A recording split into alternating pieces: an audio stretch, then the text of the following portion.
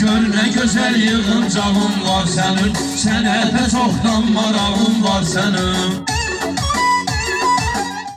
Şairə diqqətin bəllidir sənin, bizə görə vəziyyətin bəllidir sənin, bizə görə vəziyyətin bəllidir sənin, baxanda hörmətin bəllidir sənin, xeyli maşallah qonağın var sənin, xeyli maşallah Qonağın var senin, gözəl yığıncağın var senin, sənətə çoxdan marağın var senin.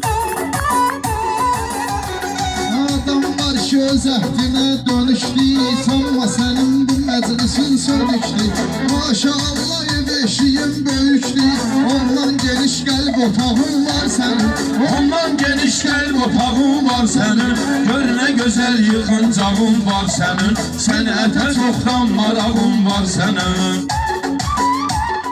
Qəlbimizin var da alov köz yeri, şairin də var rəyinin söz yeri, maylovlardan vasfın var öz yeri, həmişə yüksək papağın var sənin, həmişə Yüksək papağın var senin, gör nə gözəl yığıncağın var senin, sənətə çoxdan marağın var senin.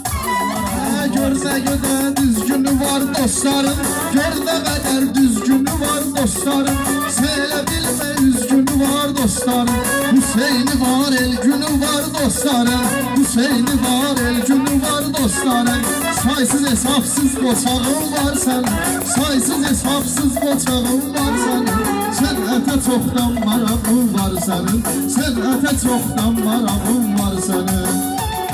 Elmar səylə sürüb gedər lagerə, orada gedib baxarsız atmosferə, Mirzə Zafın bərabərdir xamverə, təkərlərində qafaqın var sənin, təkərlərində qafaqın var sənin, maşallah təmtərağın var sənin, maşallah təmtərağın var sənin.